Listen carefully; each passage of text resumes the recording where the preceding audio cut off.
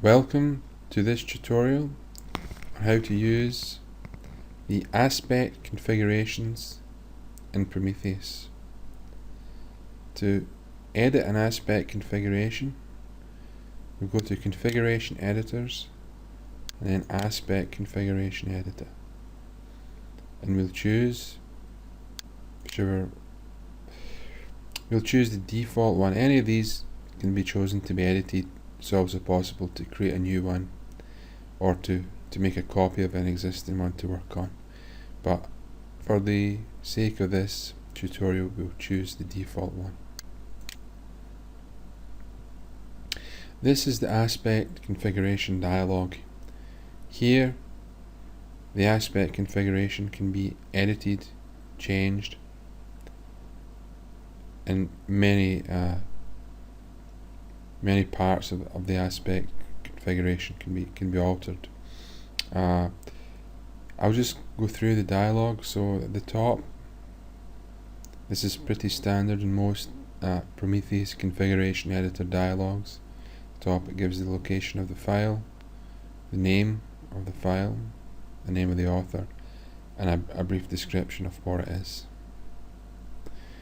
This is the main core of the aspect configuration, which is the aspect definition list. Here each aspect is defined. There's a brief synopsis here of the aspect: symbol, its name, color, abbreviation, angle of exactitude, and orb. Down here there's options relating to the calculation and the display, and we'll go through these in detail later, but right now we'll focus on aspect definitions. So to edit an aspect definition, you can double click on it or click once and click the edit button. Either way it will bring up the aspect definition. Any aspect may be switched on or off by either clicking switch on this aspect in the aspect definition. Alternatively, it's possible to switch the aspect on and off by clicking the switch off button. The reason why there's a switch on, switch off rather than deleting and adding aspects is that is a feature for convenience. As it's much better to do that than it is to have to manually reprogram each aspect. And remember, it's angle of exactitude and so on. So let's focus on this now. The first part of this just shows the aspect name, its abbreviation, the symbol and its color is here, angle of exactitude, aspect nature, which can be soft, neutral or hard. Generally these are pre-configured for the existing aspects and they can't be edited. However, it is possible in Prometheus to create custom aspects in which these can be edited and can be set to the correct values as required. I'll just close this to quickly go through the existing aspects that exist. So they're all the standard aspects used in Western astrology, from conjunction to quincunx. We also have other aspects that are slightly less commonly used: the decile, quintile, and the multiples of that. So we have tridecile, biquintile, and so on. We also have septile, and a septile is the circle divided by 7. Like the decile is the circle divided by 10. Quintile is a circle divided by 5. We also have novile, which is a circle divided by 9. Undecile, which is a circle divided by 11. So we have up to a circle divided by 11 as the standard aspects, or the 11th harmonic are the standard aspects that Prometheus provides. If another harmony is required, it can be added. So the new aspect can be added by pressing the add button if the standard aspect set doesn't contain the aspects that you want.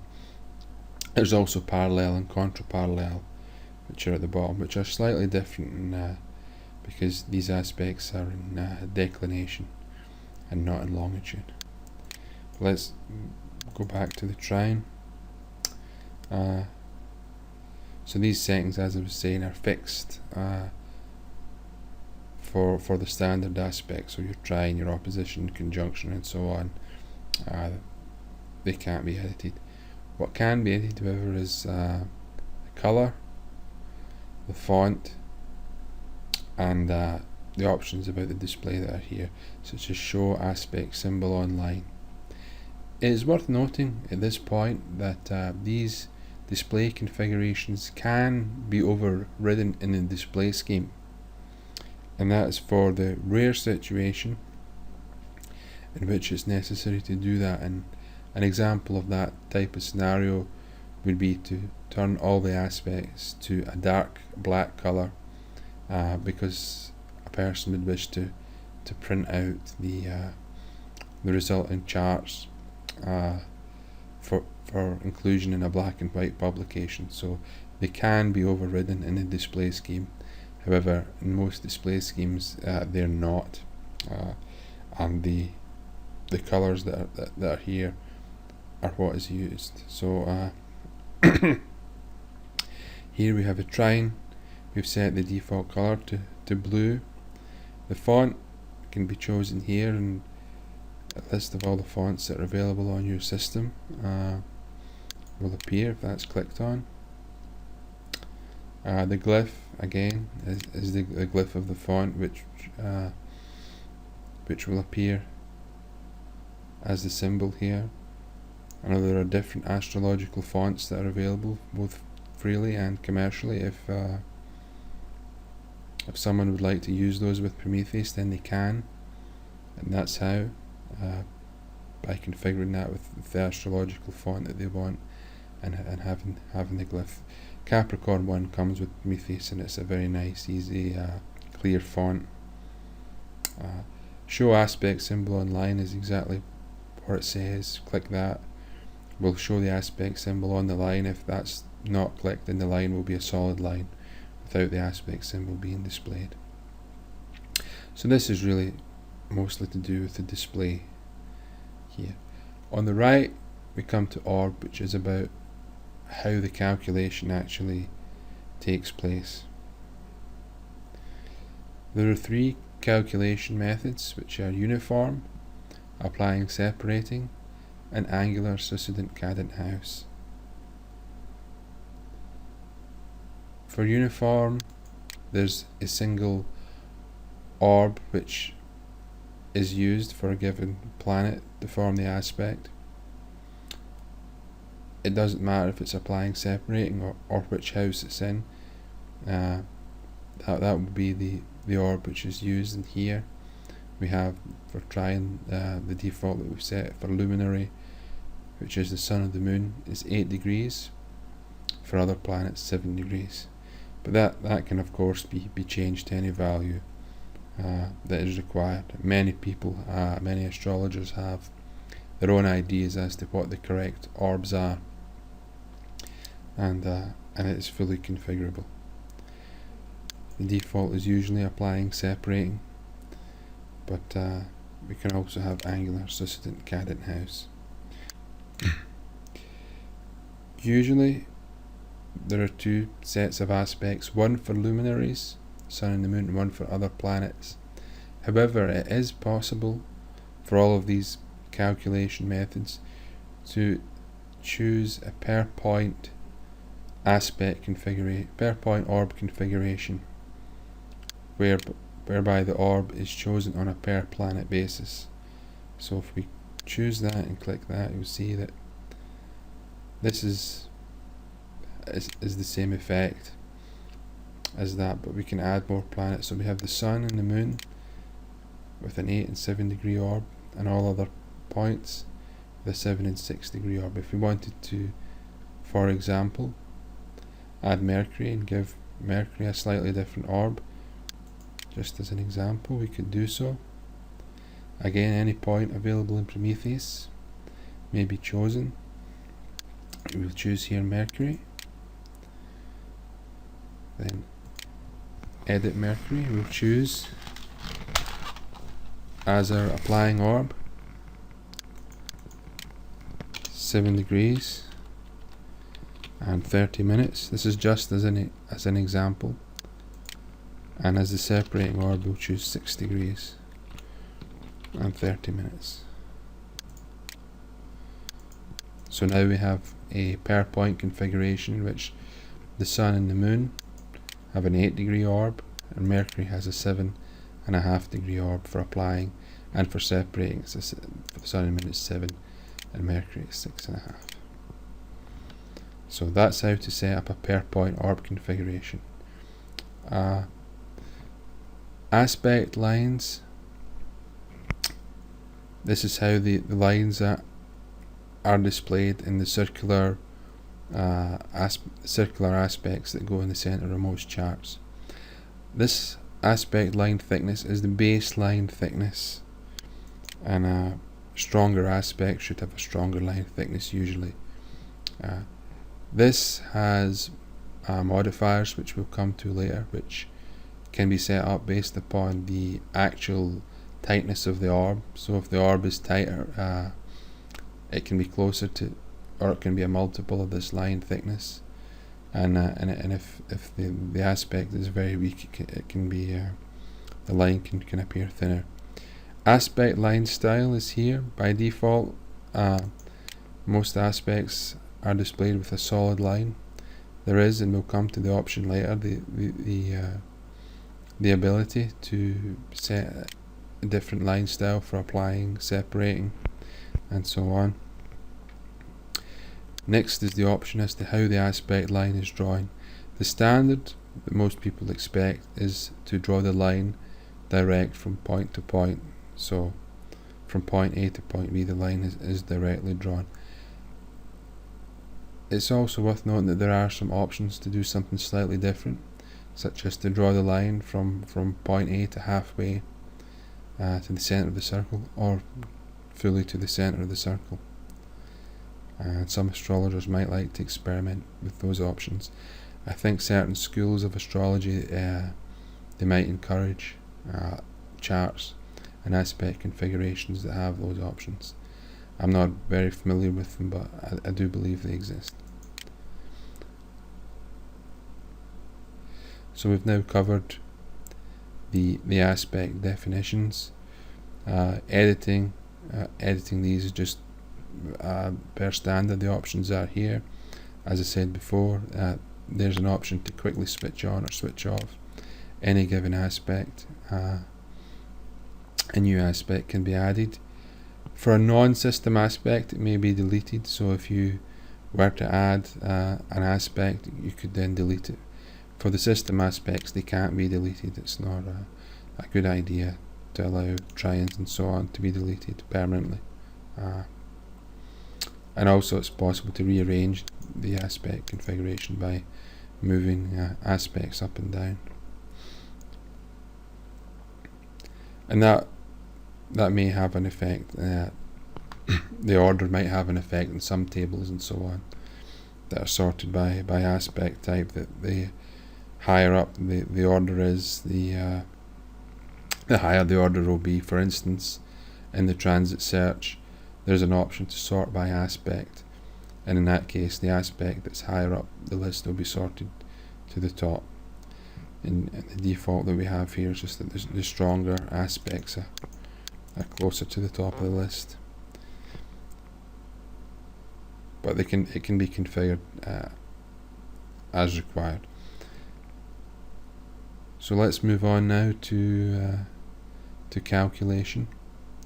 Calculation is a set of global settings that affect all of this, that determine how and if the aspect will be calculated. The default is to use the orbs as defined above, and in that case it's just whatever has been set in the aspect definition will be used. Signs must be an aspect also, is exactly what it says. In this case, even if the two planets are an orb, if the signs are not an orb, for instance, if planet A is in the 29th degree of Capricorn and planet B is in the 2nd degree of Aquarius, if that is selected, then it will not form a conjunction aspect, even though they both are within the orb for a conjunction. So that's what that means, is that the signs must also be an aspect. Signs must be an aspect only means that the orbs will be ignored and only the signs will be looked at. For certain types of medieval astrology, that is what is used, and it can be chosen here. Third option is to use motes or planetary orbs. In this case, each planet has its own orb, and that is what is used to determine whether or not the planet is an aspect. And these orbs may be set up on an individual basis. There are two settings that come as default with Prometheus. The motes or planetary orbs according to Alberuni, and the one according to William Lilly. If we have a look at Alberuni's configuration, we have Sun is 15 degrees, Moon 12 degrees, Mercury 7 degrees, Venus 7 degrees, Mars 8, Jupiter 9, Saturn 9. And again, it's very similar to the per point orb configuration that's already been seen, and that the orbs can be chosen. All other points are given at an orb of 5 degrees. Other points may be added, or any of these points may be edited also.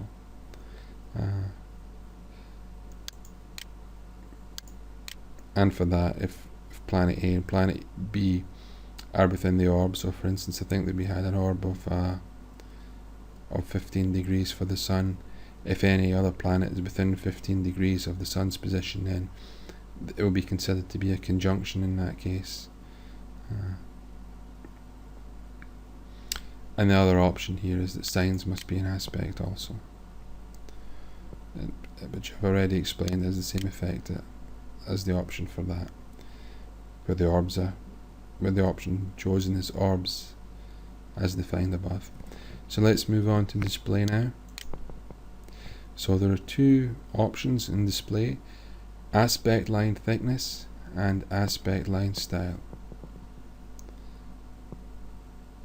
For aspect line thickness, there are numerous thickness formulas that can be chosen, and there's also the option here, scale symbols with line thickness.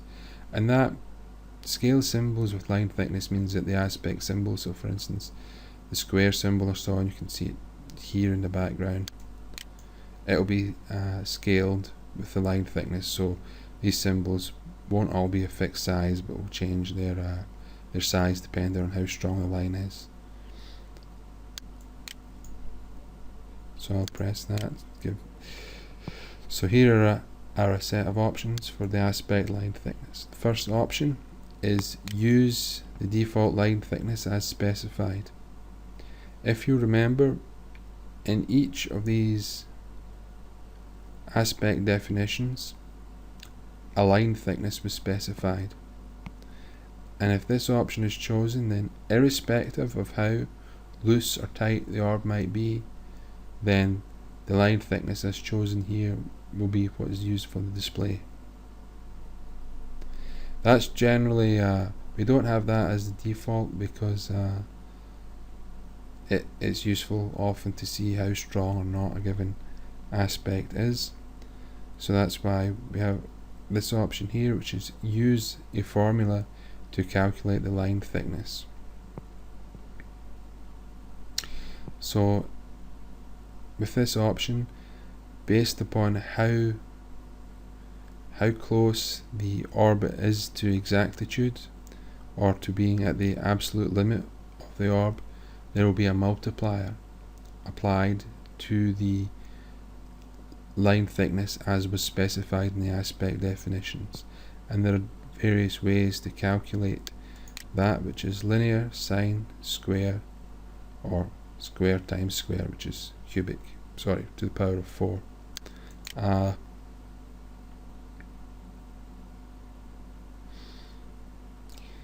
So exact aspect, which is 0 degree orb multiplier, is here, so we're just multiplying by 1. In that case, if the orb is perfectly exact, if there's a 0 degree orb, then the line thickness will be exactly as it's specified. If it's at the maximum allowed orb, so let's say we're dealing with a conjunction and the maximum allowed orb is 8 degrees, if it's right at the edge of that 8 degrees, then the line thickness will be 0.1 multiplied by the specified line thickness. So if the line thickness as specified in the aspect definitions was 4, let's say, then at the very outermost edge it would be 0.4. And this, of course, is changeable. Other formulas scale in a slightly different way, but it will always be between these two values multiplied by the line thickness as specified. We also have another option, which is to highlight partile aspects only, in which case for partile aspects a certain multiplier can be applied to the line thickness as specified in the aspect definition, and also for non-partile. They both set at 0 here, which isn't very sensible, but if you wish to use that, they would have to both be set to sensible values. Use a multiplier from a fixed percentage of maximum allowable orb. So in this case, it looks at the percentage of the maximum allowable orb. So if the orb here is less than 20%, it would be 5 times the strength. In 80%, it would be 3 times, and between 80 and 100, it would be one time. So that's the multiplier. Is multiplied by how the line thickness is defined in the aspect definition. And again, we have use a multiplier from a fixed orb, which rather than using a percentage uses a set of fixed orbs, which will then apply a multiplier. And these both can be configured, and there's also a quick loading thing to quickly set them up for both of these. And as well as that, they can both have values manually specified. But generally, this is what's specified as the default law. Use a formula to calculate line thickness at linear. So we'll go OK with that. Now we have aspect line style, in which we can choose separate line styles for applying, separating, and so on. It's also possible to use what's called a toothpick line style, in which the end of the line is tapered to a point, much like the so-called toothpick, and that's actually quite a nice visual effect by doing that. And then there's the option to show aspect line for conjunctions. Usually by default, many people don't like to really see the line for conjunctions, but it can be put on there. So we'll have a look at the different options for aspect line style now. So the first option is use default line styles as specified. If you remember, in the aspect definitions, it was possible to specify a line style.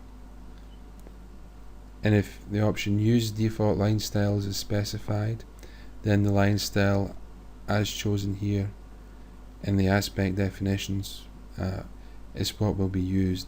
And in this way you can differentiate different aspects by having slightly different line styles, if it would be preferable to having the symbol or whatever. So there's the option there to have a quite different aspect configuration, quite different visual display. The common one, the one that's generally used as default from the settings that come with Prometheus, is to use different styles for applying and separating aspects, in which the applying line style is usually a solid line and separating line style is a dotted line. But both of these can be changed. Third option is to use different styles to indicate unidirectional orbs. Now, what a unidirectional orb means is that one of the planets that forms the aspect is inside its orb and the other one is not. And in that case, for instance, let's say that we have the Sun and an outer planet, let's say Pluto, and that for the conjunction, let's say that they're 7.5 degrees apart. The conjunction is a bad example. Let's take the opposition as the example. So let's say that they are 173 degrees apart, which is within the orb for the Sun, but outside the orb for Pluto, let's say. In that case, the inner orb line style would be, in this case, dotted, and the not in orb line style would be solid. So there would then be, so the line would change halfway across the aspect circle, from dotted to solid. And that option is there for those who are interested. But usually this is what is chosen as the default. It's a different line style for applying and separating. I think that covers pretty much everything in the aspect configuration. Thank you very much for watching. Peace be with you.